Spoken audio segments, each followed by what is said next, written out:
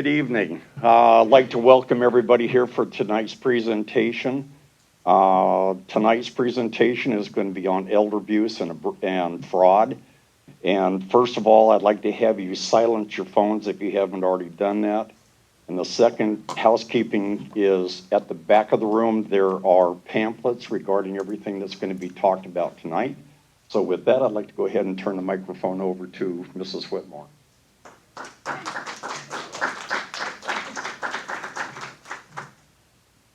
Good evening, everybody. My name is Carol Whitmore, and this project has always been very near and dear to me. I'm a registered nurse since '82, and I recently worked for the last 8 years at Florida Home Health.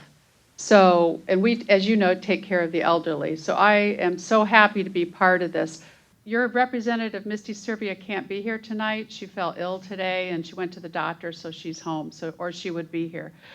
But I'm glad, and we'd like to have feedback from everybody here to see if you want us to come back during season and maybe expand the program a little bit more to learn how we can help you.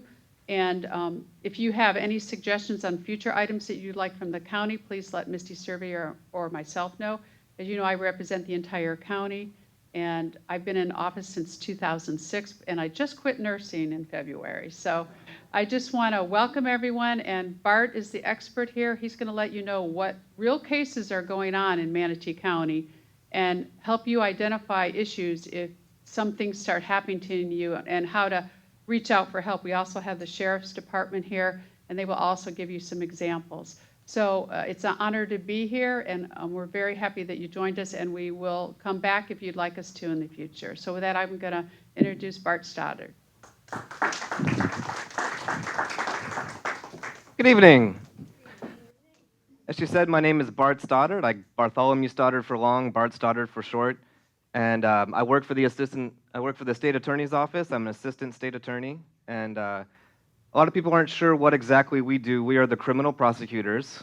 And in a lot of states, they refer to them as district attorneys or state prosecutors. Here it's the state attorney's office. It's all pretty much the same thing. That's what me. And I wanted to thank everyone here at Trailer Estates for having us, and Commissioner Whitmore for all the work she's done to help organize this, and the Sheriff's Department for coming out and showing their support as well. Part of my job as the economic crimes prosecutor in Manatee County is community outreach. It's not all about being in court and prosecuting the cases, although that's what I do. A big part of it is what we're doing right now, and we tend to try to do as many presentations as possible and as much education as we can throughout the season. So that's my name, and all my information is in the cards in the back. And I'm, like I said, the economic crimes prosecutor for Manatee County, but our whole circuit is pretty large. It's Manatee County, Sarasota County, and all the way out to DeSoto County. So if you have issues or people also in any of those counties, I have counterparts in each one of those counties as well who do the same thing. So as the Economic Crimes Unit, we see a lot of financial crimes. We see a lot of financial crimes that tend to focus on retirees in our area. And really what I want to do is to educate you a little bit about what current trends are going on, what to watch out for, because honestly, it can happen to anybody. I mean, just yesterday, one of my friends was showing me these class action lawsuits that you can all be a part of. It's a class action lawsuit for price fixing on chicken and pork. I don't know if anyone's ever seen that. And here I was, expert on protecting my own personal identification information, ready to put in my name, address, email address, and this other friend of ours, who's also an attorney, was doing the same thing. I was like, this was last night. So the moral is it can really happen to everybody. So what I'm going to talk about today is identity theft, romance scams, what we call Raccoon scams, and computer fraud. And these might not all apply to everybody, but they will certainly, some parts of it apply to everybody, and everybody know somebody who might be dealing with one of these issues. And the reason it's such a big, important issue today is I don't think it gets reported on enough, but the dollar value and the amount of fraud that goes on in the country is really, really high. Last year, 47% of Americans experienced some sort of financial identity theft. 47%. And even through no fault of my own, I've also had credit cards being compromised. I'm sure you've had charges go off that weren't yours. And how did those people get those information? We're going to go through all of that too, but it's just a huge number. This is just to show you the importance of it. $712 billion in losses. And that's up from 2019's $500 billion in losses. So it's certainly not slowing down. Clearly, it's increasing 42% exponentially. The more we move into the online world and online payment systems, the more it's just going to keep going on and on and on. In 2019, Capital One had a loss of 100 million personal information records. The next year, Microsoft, 250 million. And in 2020, Facebook, Instagram, and LinkedIn have lost 214 million users' personal identification information. And these are not usually through breaches of their own doing. It's other people who get in and get the information out from them. So it's big and it's everywhere. So the first thing I want to talk about when it comes to identity theft is identity theft specifically having to do with credit card, debit card, forms of payment. Previously, or maybe, I don't think my laser pointer works on the TV. It doesn't.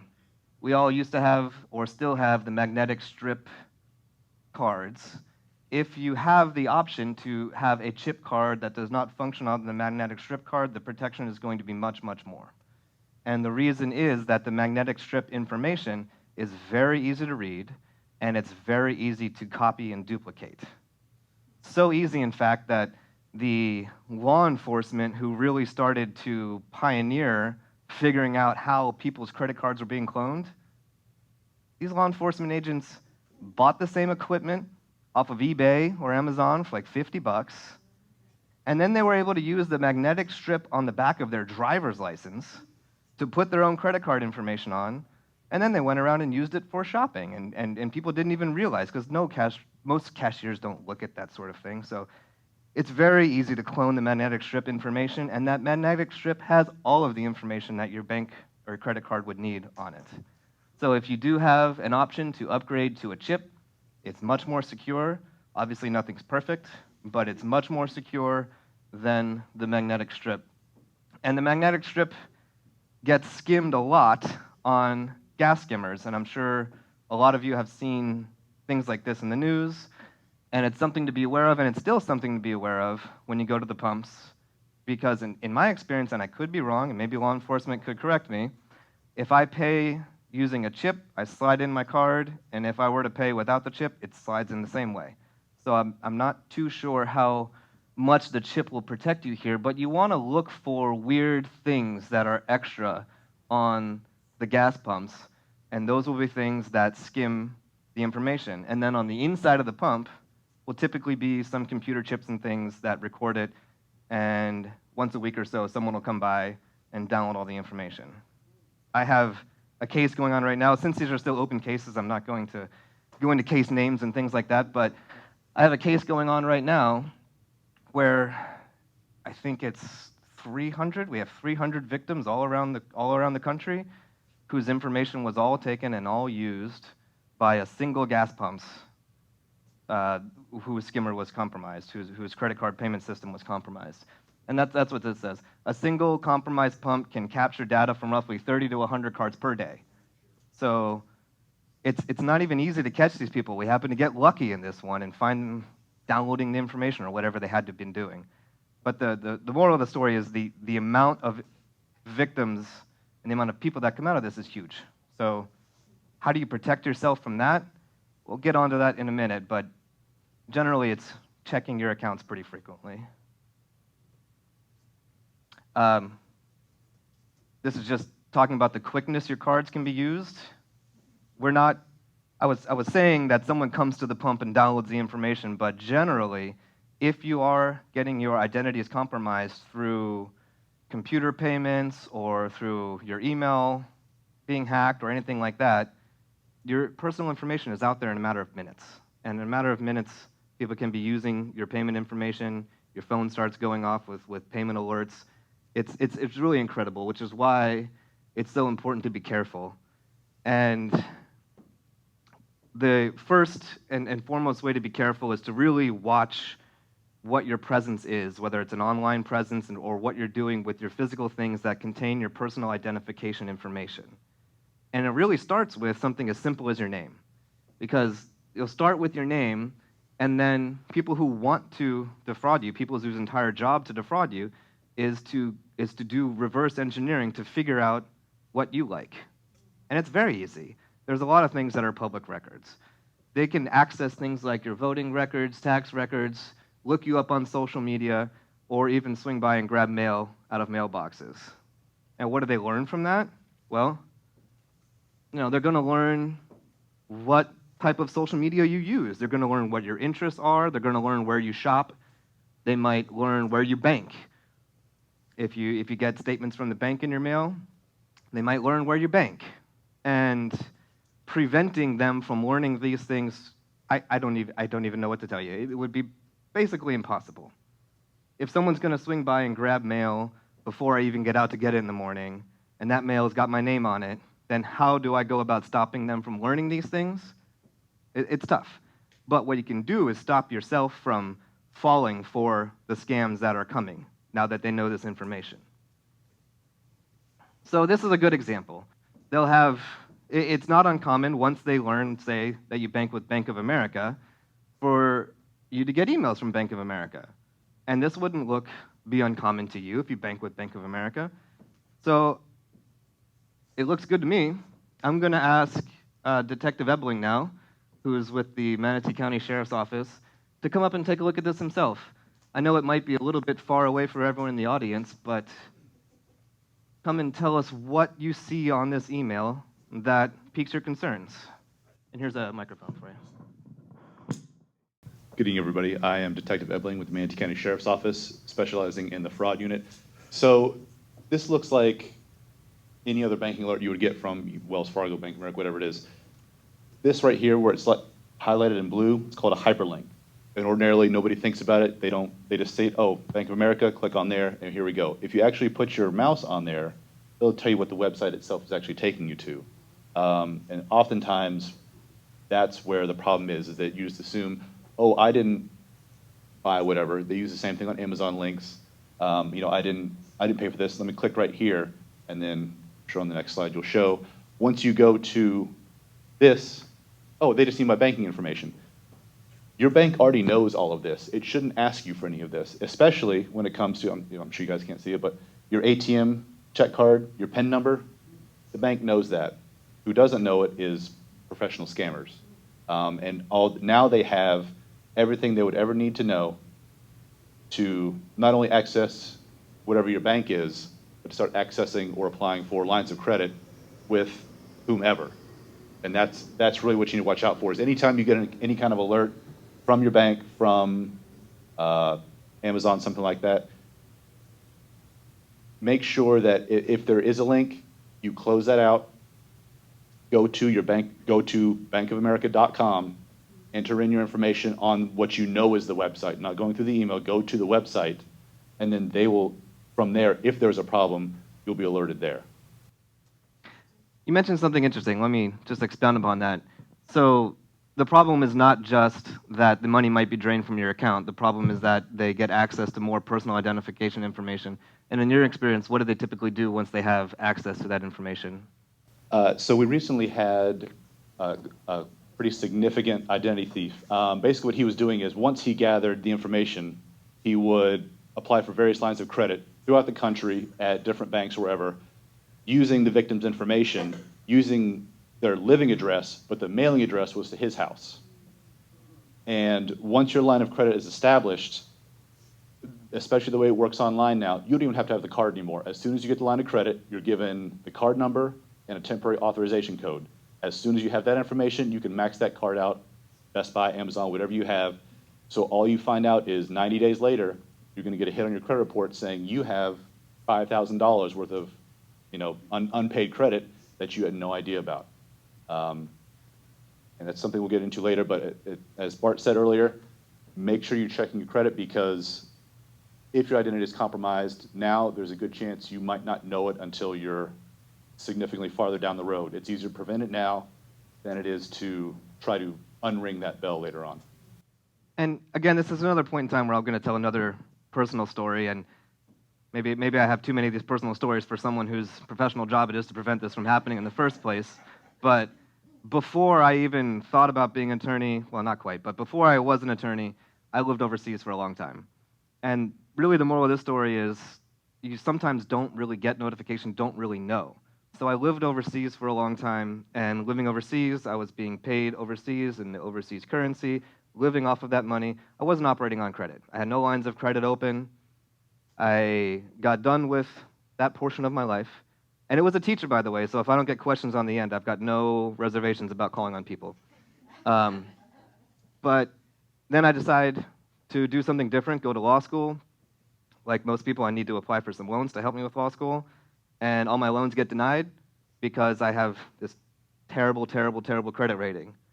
Go down to the bank to see what the problem is. Oh, 3 different $50,000 loans that I had zero knowledge of in my name, charged back. Charged back means they've charged it back against your credit because nothing was ever paid from like 6 years ago.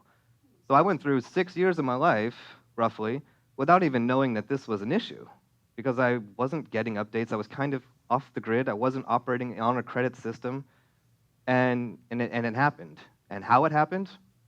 Some bits of personal information, some piece of mail that had too much information on it allowed this person to go open credits. Now, clearly I was able to get it all resolved, get it fixed, my credit's fine, everything worked out, but it's a big headache, and it can happen. So I'm going to keep the detective up here for the next slide and go on to another email that might not be directly bank-related, but might be something that they learn by just watching a Facebook, watching what you're buying, what you're shopping for. This is something that we all get who use Amazon, and it's just a Amazon order. So I'm going to go ahead and let Detective Ebling take a look at this email and tell me what he thinks is wrong. So for those of you that can't see, this is from Amazon order at amazonhelp.art. The body of the email is, hey, we've dispatched these items, and if you need to return it, Amazon does not want you to return anything. They're not going to ask you and tell you what you've ordered. You know what you ordered. They know what you ordered. So this ploy is basically either respond to the email that's going to take you to a different website, or call us that they've conveniently given you the customer service number with country code 44. So a lot of times the scams that we see are, well, I called because I didn't order 3 laptops, something like that, and so they say, oh, I'm sorry, well, we'll go ahead and refund your money. We just need your credit card. Whatever credit card you paid with, we'll go ahead and put the $2,000 back on. And then obviously that's immediately where it starts, and as soon as your information's out, you can't get it back.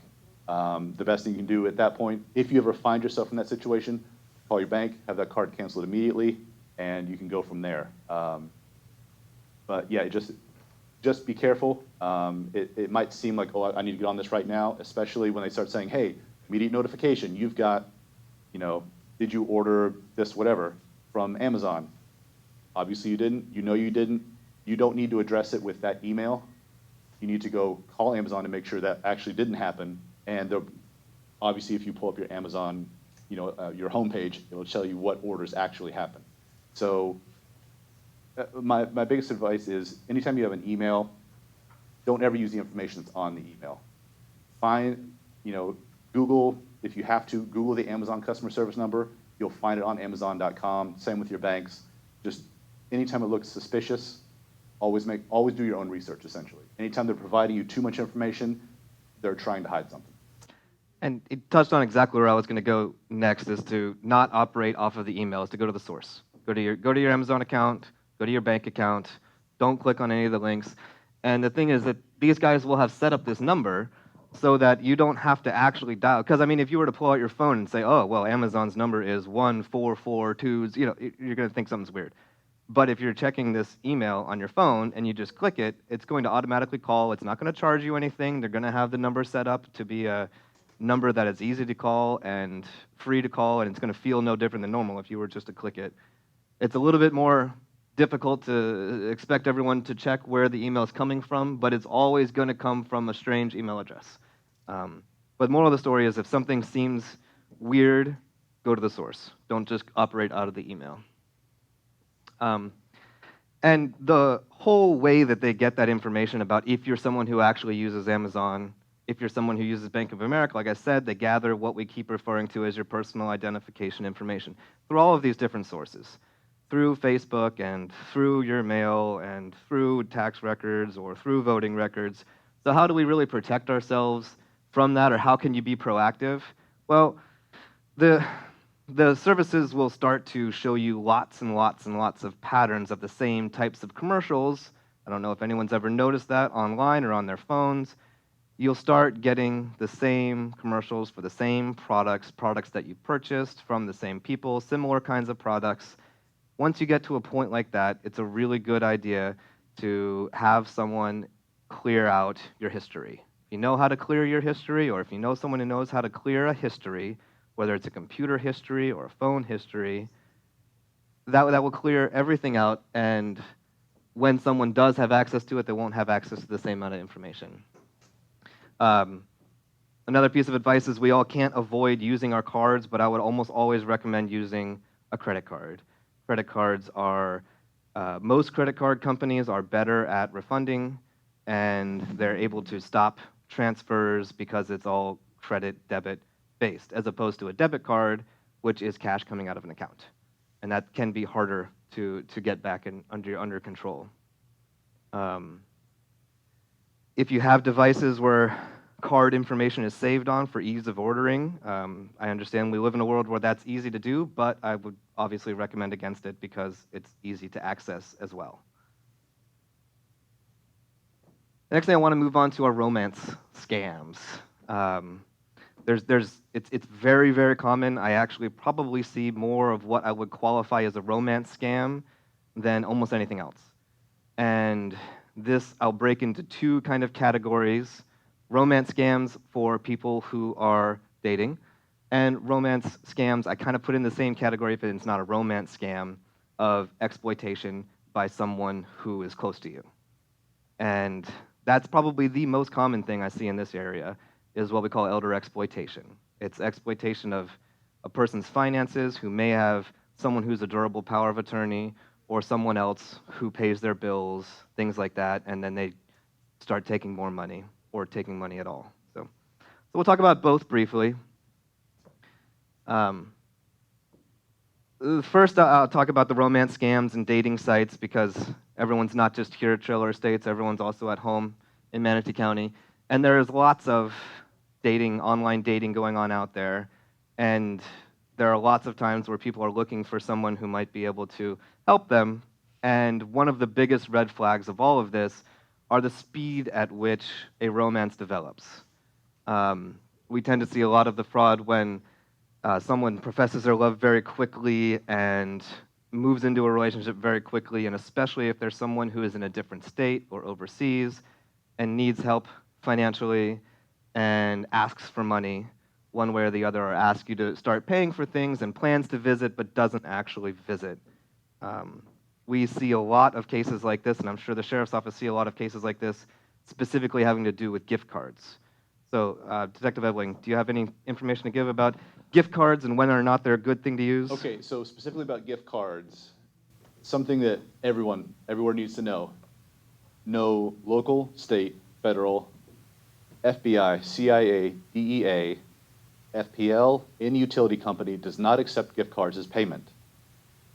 Do not ever pay any kind of bill, any kind of warrant you might have on your Social Security number, any warrant you might have associated with a drug arrest that's happening in Texas. None of that is paid for with gift cards. The downside of the internet age is, as soon as you provide someone with a gift card and the redemption code that's under the little silver scratch-off part, they can use that anywhere in the world, immediately drain it, and there's nothing we can't get that money back, especially once it disappears overseas into cryptocurrency. That's a whole other thing. But once that money is gone, we have no way of getting it back. But the important part is, especially with these romance scams, they move very quickly. A lot of times, they rely on your better nature. They'll say, even if it's not a romance scam, it's, hey, I'm a soldier overseas, I'm in Afghanistan, I have a duffel bag full of gold bars, but I can't pay the taxes on it. Can you help me pay this in customs? All right, I'm in Dusseldorf now, or I'm in Munich, and I just need the plane ticket home. Can you send me this? I wanted to call my mom on Mother's Day, but I need an iPhone. Can you send me money for an iPhone? And it's never the big ask first. It's, I love you. Can you give me $20 on this iTunes gift card? And then, I love you, you know, can you help me with the gold bars, blah, blah, blah. There's always, it's a small ask and it comes bigger and bigger. And with these and any other scams, even like Bart said before, nobody thinks they're gonna fall for it. But if you find yourself in this situation, remember that you're the victim. It's gonna hurt your pride a little bit, but you need to stop it and you need to let wherever, you know, sheriff's office, whoever, know what's going on. A lot of times we've had sons and daughters come in saying, you know, we're going through dad's bank account, we realized that there's $15,000 in, you know, Walgreens gift card purchases. He just was too ashamed to come in and tell you guys about it, basically. I know it's tough, but it's you need to just stop it there, let us know, and then we can take it from there. But we have to know about it first. But yeah, big emphasis, please don't pay anybody with gift cards. And it could be any sort of gift card. I just want to clarify that we're not specifically talking about a store gift card like a Walgreens gift card or an iTunes gift card. It could just be one of those Visa gift cards that's basically a debit card that's preloadable. And we see those in unlimited values. And once those are out there, they're able to chop and change and transfer the amounts to different cards so quickly it make your head spin. So really what to do, like we said, if you do find yourself in one of these situations, is to just slow down. Speed is the key with these kind of situations, is to slow down, talk to somebody you trust. If you think that you've been taken advantage of, contact your bank right away.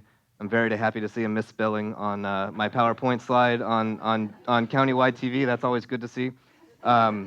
And if you do think that you have experienced something, report it to someone. Report it to your bank, report it to local law enforcement, Federal Trade Commission, or the FBI, because a lot of these things end up being interstate transfers of money and interest, a lot of different forms of law enforcement.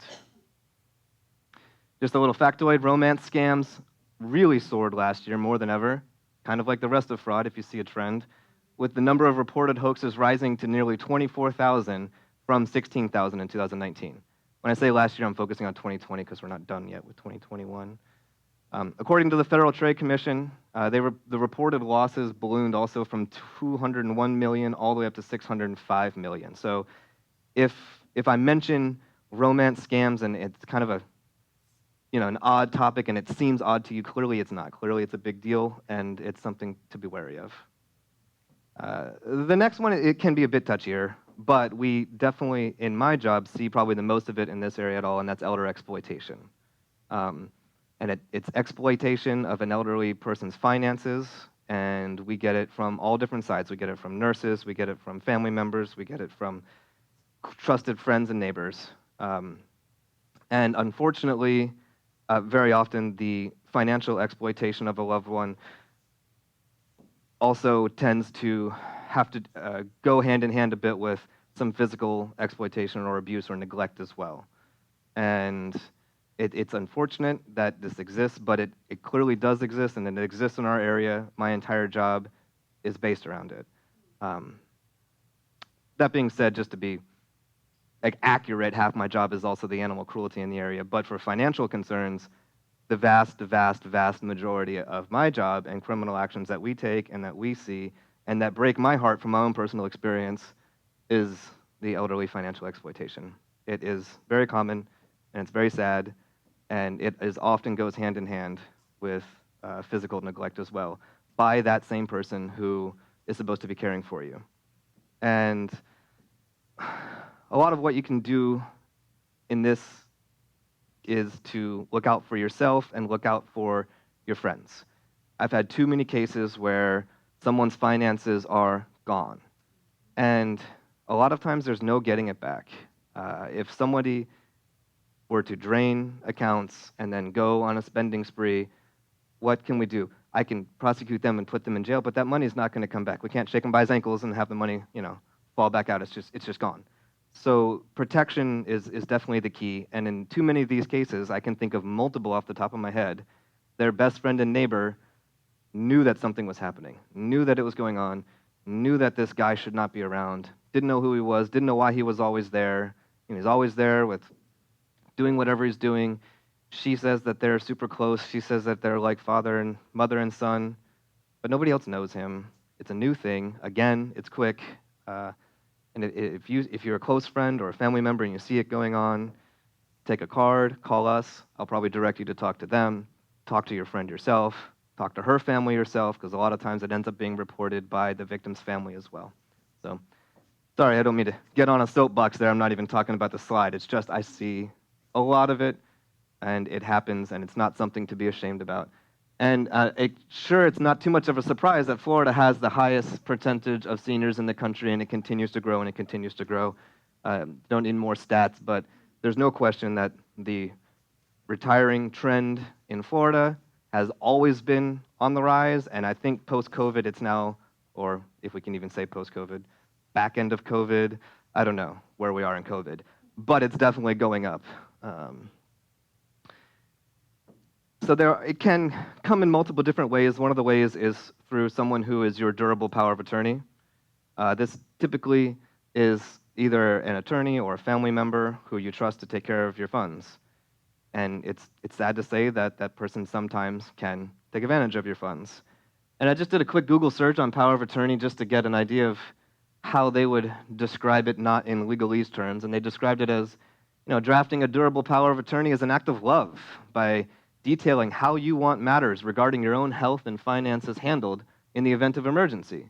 You're sparing your family and friends the unpleasant task of making such decisions in a stressful time. If you suffered serious injury, leaving you in a coma, for example, these documents would allow your loved ones to handle your financial affairs in your absence and to make crucial healthcare decisions such as life support. So this might not be the legalese that would be in legal books, law books, but the point is that this is something that is a good thing. This is something that you give to someone that you trust so that they can take care of things as you get older, and unfortunately that person can use it to their own benefit and take advantage of it. And if you see that happening, it's a recent change in the law. It used to be that once you gave someone durable power of attorney, they pretty much had your consent to do whatever you wanted with their money. And that's not the case anymore. So if you have given someone durable power of attorney and they are using the money not for your own benefit, that's something that you should be talking to these guys about. It's a recent change just in the last few years. When cases like this come up, the defense attorneys who have been around for a long time are always surprised. Bart, how could you file this case? You have durable power of attorney. Look, the law's changed. There's more protection out there than most people realize. So just because you have entrusted somebody doesn't mean that they can't be breaking the law and you can't stop it and get things to stop, get your money back best that you can. It's not quite on this slide, but I mean, what do you do if that's happening? I'm going to interject here. What do you do when that's happening? The first thing you do is talk to these guys or call the Florida Elder Abuse Hotline. It's easy to find. I didn't put it on a slide because I didn't think about it ahead of time. By the way, this is my first time doing the presentation, so I'm making mental notes as I go along, this specific presentation at least, for what should be added to it, and that's definitely it. And that same hotline, the Florida Elder Abuse Hotline, is used for financial things or neglect things. If you see people who are being neglected by family, by nurses, or financially, that's a good place to start. And these guys are an even better place to start. They act fast. And you can get an injunction, otherwise known as a restraining order, almost overnight. If you have family members or you see family members who are being exploited or neglected, the courts can at least have the ability to issue restraining orders almost overnight. Stop the bleeding. Stop the financial bleeding. God forbid, stop the physical bleeding.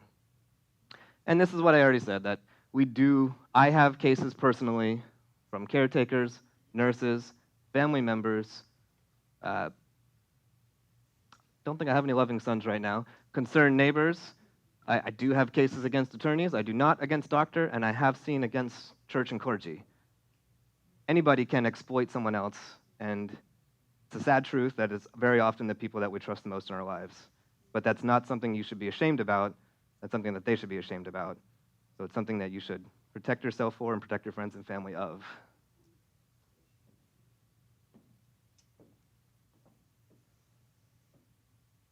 think I've already discussed pretty heavily durable power of attorney.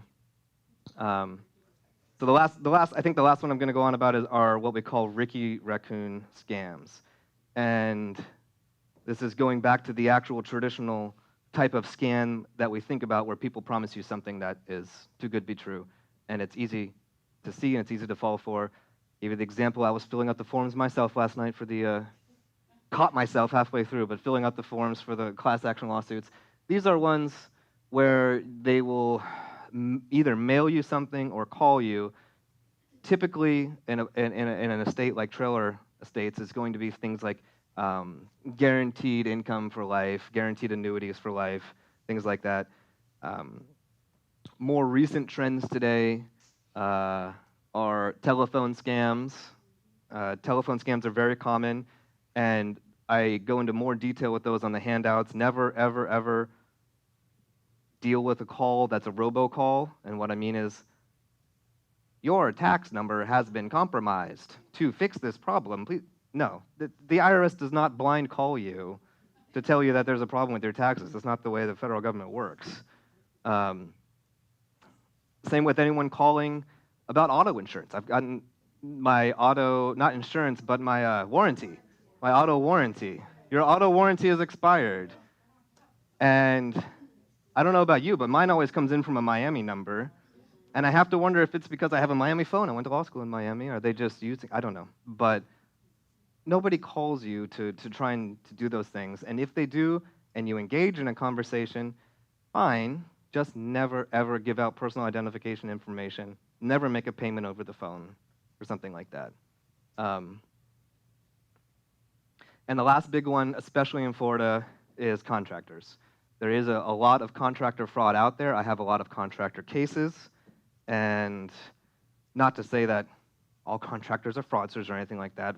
I just bought a house myself not too long ago, and we have contractors for 15 different things that we're hoping to have enough money to pay one day. But the contracting to look out for are the people who happen to be in the neighborhood, who come by and knock on a door.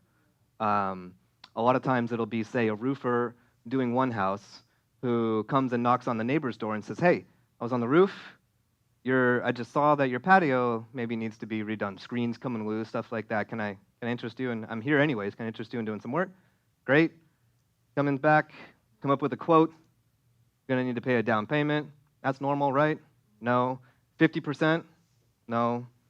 And that's cash that you've paid and it's gone out the window.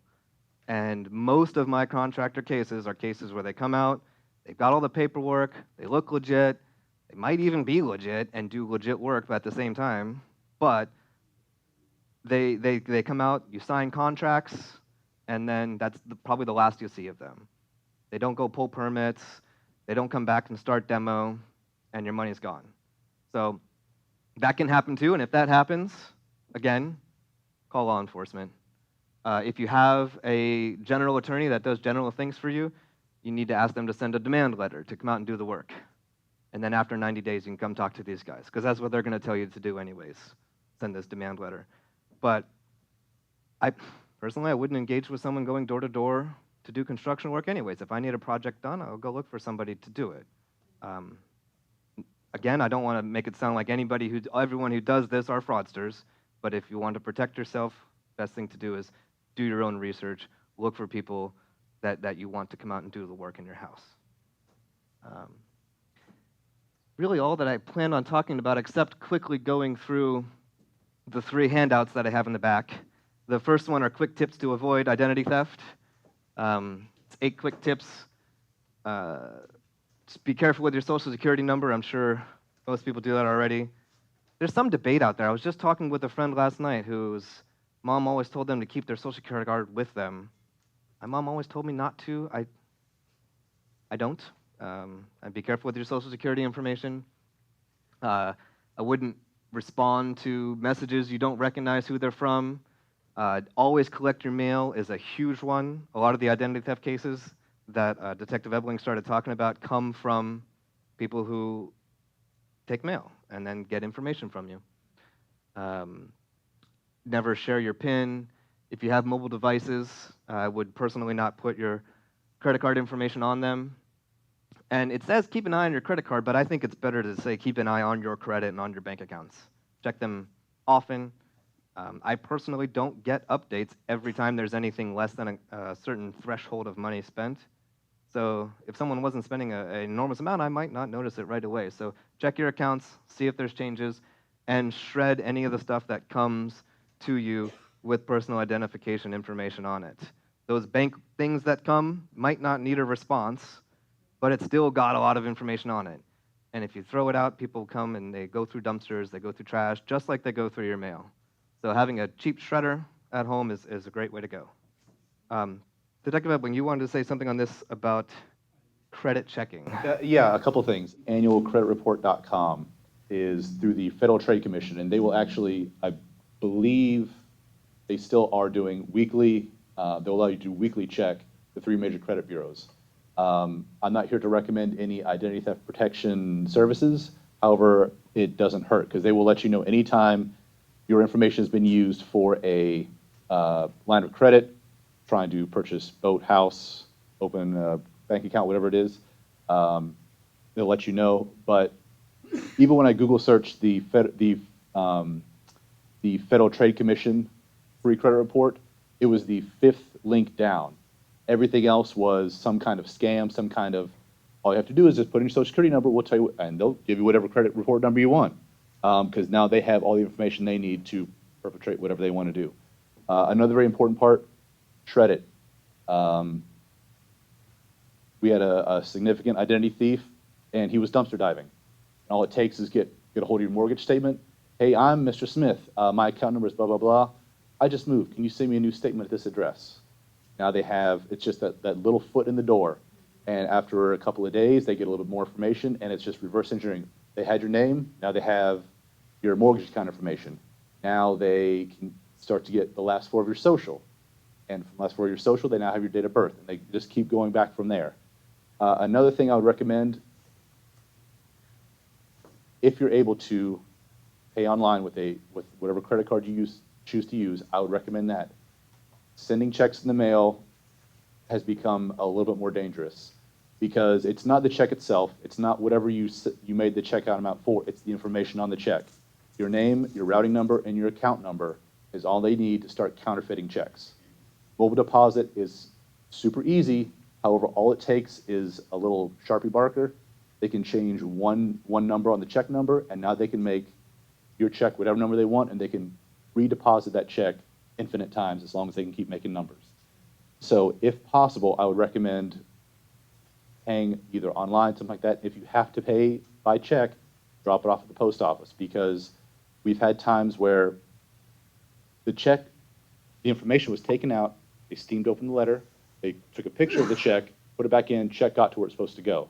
But they already had the information, they checked their account a week later, 7 checks that were basically just photocopied checks are now out of their account.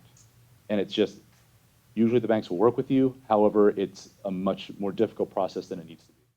Give us an idea of a timeline for these things. That reverse engineering, where they get your name, get your mortgage information, because they called and asked for a new statement. What kind of timeline do you think it is before they can start opening lines of credit? Oh, lines of credit. You're looking at less than a week, especially if someone is highly motivated and enjoys street narcotics that keeps them up for a while. They are highly motivated to get more narcotics. So they will keep on it, and you'll see all of a sudden you're trying to open accounts at 3 o'clock in the morning because they're up and have nothing else to do. But it's a very short window. You can't rely on a monthly bank statement because you're going to be 27 days behind the ball by the time you get that bank statement. Thanks. The next one is just a little bit of information on credit card skimming. I think we've already covered everything that I think we can cover on protecting yourself from credit card skimming. We'll look for additions on any sort of credit card swiping machine that look like they're not supposed to be there, or make sure and just take a quick look at the Florida Department of Agriculture sticker on the side. Maybe I should add that slide in next time too. Florida Department of Agriculture has like bright gold seal kind of sticker on the side of gas pumps. If you see anything weird with that, you might want to be careful because they don't have to add the skimmer outside anymore. They'll add it on the inside too. But if you're someone who is curious, this is how clone cards are made. If you have an interest in these things, go through and give it a read. It's interesting. They can do it so quickly. The last one are just some tips to prevent fraud. I see at the top it says Ed Brodsky, State Attorney. I don't know if I made that clear at the beginning. I am not the elected State Attorney. I'm the fraud prosecuting State Attorney. There are many of us in the circuit, but Ed Brodsky is the one that is the elected attorney, and thank him for having me here as well. So something a lot of people don't realize is that caller ID can be faked. There are plenty of easy, free apps out there that can be downloaded for phones that can make the caller ID say whatever number they want it to say. And this is how somebody from that Amazon 44 number can call from that other country, and they know they're calling you in Florida, they know you're calling you in Manatee County or Pinellas, wherever you might be, and they can have it say 941 whatever. Even on my Google phone, I can have my Google phone use different Google numbers and basically any other random number in any other area code I want. And it's not generally for fraud, it's to conceal my own identity sometimes, which is great as an attorney. I don't want to be using my personal phone all the time. Second tip is just, like we said before, do a little research. If a company contacts you, don't go out of your email, don't go off the phone, go to the actual company. Always be wary of pop-ups about winning this or winning that. If you haven't applied for something, don't expect to win something. That just doesn't make sense. Pay with caution. Again, this goes back to the contracting and paying up front and paying with credit cards over debit cards. Like I said, don't fall for the robot phone. And the last one is about people who might pretend to be a family member to get some personal identification information. If something feels weird, just ask questions. It boils down to just asking questions and just going out of your way to protect yourself a little bit. You have anything you want to add in for this one? Especially on the you won part, we actually just had a case where someone got an email that said, hey, you won $5,000 playing online bingo, and he said, I play online poker, but I'll take it. So he took, they said, well, okay, well, we'll just go ahead and transfer into your bank account, and all we need is your account number and your routing number, and they are now $450,000 in debt within about 3 days. Wow. All they did was start printing checks, printing money, and it got printed out so fast that they couldn't stop it. On the caller ID, Google, AT&T, Windows, Apple, they don't know your phone number. They have no reason to call you. They don't cold call. Like I said before, the DEA, FBI, CIA, they don't give you a heads up there's a warrant. They'll knock on your door and let you know. It's a very personal service that they offer. They don't call and tell you that to give you the heads up and to pay in gift cards. Yeah, and like I said, just be careful. There's no reason for you to ever have to give anybody any of your information over the phone. If they need it, there's got to be a different way for them to get it. And lastly, on the bottom of every one of these are the Manatee, DeSoto, and Sarasota State Attorney's Office phone numbers.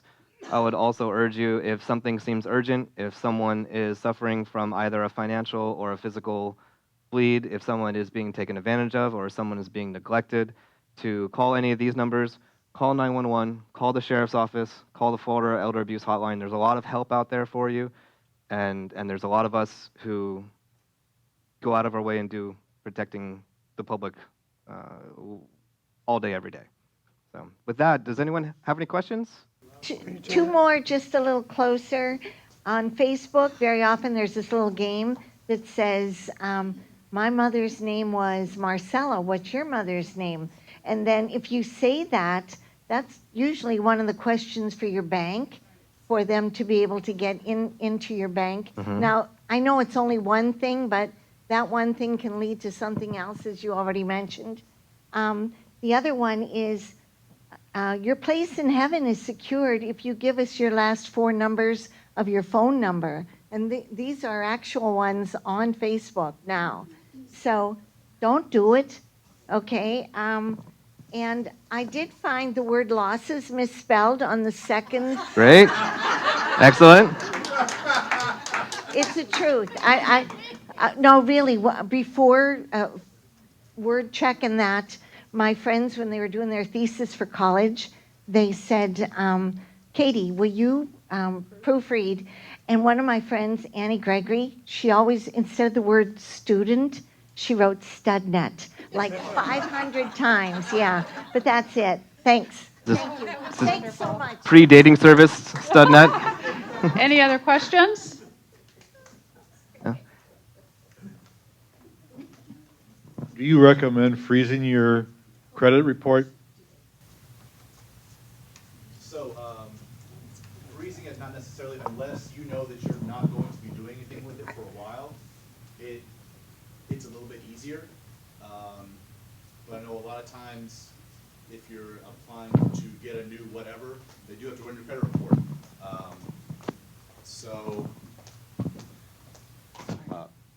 Yeah, so if you have no plans on spending or anything like that, it doesn't hurt. It's more steps you have to take later on to unfreeze it. That's why it's a recommendation to have an identity monitoring service, to at least they give you a heads up. Like I said, especially in the credit report, because if that credit application is not coming to your address, it's going to a PO box somewhere, or if it's being forwarded somewhere else, you're not going to know about it until much later on. And there was one last thing that I wanted to mention. When I was talking about romance scams and sending money, there was something I wanted to throw in, but I decided not to, and I just feel like it's something quick that we can discuss. And that is any sort of application or service that you use, online application or service, that has payment systems built into it. I would always watch out for anyone that you're working with on those systems that ask you to go outside of that payment method. And the prime example, maybe you have or have not heard of services like Airbnb. This is I'm getting a lot of nodded heads, that's good. So this is an online service where you can list your house, and then if somebody wants to come and stay in your house while you're away, well then that's fine, and they pay you for it, and the payment system is all through Airbnb. And we do run into a lot of trouble in situations like this where someone says, oh, well the house is X amount of dollars a night, but we have this like guest room in the back, and I'm going to rent that out to somebody else while you're there. If you want that, you'll need to rent that too. But the payment's already gone through on Airbnb for the main house, so if you want to rent out this house so that your family can be alone and not have a second family there, then you just need to send me that amount through Cash App or some other payment service. And now you've been pulled out of the primary payment system from the Airbnb, and that money will be very hard to recover, and it's a very common thing that we see. Don't mean to digest or digress since we're done with everything, but it just popped in my head. Any other questions before we close for the night? Yes, ma'am. How would you convince a... Hold on, hon. Okay. Charles will not be happy with you if I don't record you. Okay. How would you convince a woman who is involved in a romance scam that she's being scammed? She's already been taken for just about all her money, but she is unconvincible that she's being taken. That's a great question. That's really hard. You get it before I do, so you probably have to deal with that. Yeah, a lot of times we'll get calls from the sheriff's office from a concerned neighbor saying, hey, listen, my neighbor, it's this dude overseas, and she's sending these thousands of dollars. Unless someone has an outside power of attorney or they are deemed to not have the capabilities, and there has to be some kind of guardian program, we can only do so much. We can't force that person. We can't freeze their assets for them. It's going to take pressure. I've had this lady, she lives in Palmetto. I've been in contact with her daughter about every 6 months because this woman has taken as much money as she can from all of her daughters because she's convinced this guy who's been in Afghanistan with this duffel bag full of gold bars, he's definitely coming. He sends me pictures, and we talk on Google. You can take a picture of anybody and be whoever you want online, and it's always, oh, well, I missed my flight because of whatever, and they'll keep stringing them along. But to your question, I sat in the chair with this lady, and I explained everything. I said, this guy doesn't exist, here's this, everyone is concerned about you. Nope. And it's heartbreaking, it's unfortunate. She was a very lonely person and felt that this person really got her, but at the end of the day, still a free country, and if she wanted to take that money and burn it in front lawn, she can do it. I'm sure she would appreciate you as a friend trying to voice your concerns, but at the end of the day, she has to be the one, like I said before, it's going to hurt your pride, but you have to admit that you got took. And I didn't mean to completely pass the buck every time there was a question asked, but not everything is criminal, like you said. It only becomes criminal and enters our world, really, when a person is a vulnerable adult, when they're after a certain age and not able to take care of their finances anymore, and someone's taken their money, then it becomes criminal. In the situation you're talking about like this, they could close down their bank accounts and burn the cash, like you said. So how to convince them? Be a good friend, point out all of the things that are going on with it, point out how quickly things are going, the lack of actual physical, if the person's ever come and visited. I think it's a big one. There's always promises to visit, and there's always emergencies preventing the people from visiting. So maybe that person never comes, but. She's gone through the whole scenario that you just described, and she's been taken down to the curb with all her money, and she's still unconvinced. I don't have a good answer. I'm sorry. Some people just aren't convincible. Yeah. Continue to love them anyways. Anybody else? Yes, ma'am. There's been times that, I hope they're legit, they ask for the last 4 digits of your social security number. Can they get the first 5 numbers if you give them the last 4? If you think it's like a doctor's office or whatever, can they get the first 5 numbers? That question is very much in context.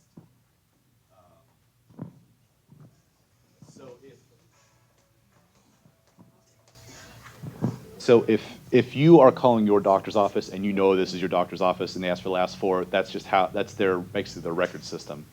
If Microsoft calls you and says, hey, we're trying to verify your Windows account, you need an update, what's the last 4 of your social? That's more the proactive predatory practices. And speaking on that, there is no reason for anyone to ever remote in. Anytime you have a computer problem, there is no reason for someone to remote into your computer. One of the more recent scams we had, lady gets a pop-up, oh, you have 500 viruses on your computer. Click here for $20. We'll go ahead and remove the viruses. Click on that, and it's all through email chat. And another big indication on scams is syntax. If you're reading something and technically the word is right, but it doesn't work in that sentence, it's usually someone taking what they want to say, putting it through Google Translate in English, and copying and pasting it in the chat box.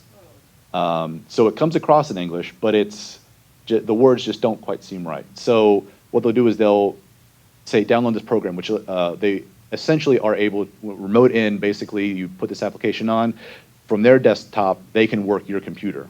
And then from there, okay, they can make whatever magic screen says, computer works, everything's gone, or all the viruses are gone. I just need that $20. What's your bank account number? So they say, okay, well, here's the $20. And not to get too deep in the trenches, basically they'll take a picture of your account screen, and then behind the scenes, they'll take all the money out. You can't see any of it happening because they basically posted a picture of your account screen on there, and then they'll say, okay, thank you very much, disconnect, and then all of a sudden you're back on your screen and you have a $20,000 transfer to some bank in South Asia. Or even more quickly, instead of asking for your account information, most of us, if we log on to our banks on our computer, it just automatically logs on, username and password. So they would be able to freeze the image, go log on to your bank, do the transfer in a matter of seconds, and now your computer's working and you're broke. So, great. I do online banking, and I never save my password. And Good. I sign out every time. I don't stay on. Regarding financial exploitation, can people in the business of auto repair shops, auto dealerships, maybe even developers, builders, et cetera, be included? Anyone can be included. Anyone can be included, sure. I would need a little bit more details of what you're talking about as to whether we're talking about something that's criminal or not criminal, but that doesn't affect that there's a bleed or some fraud happening or a scam happening.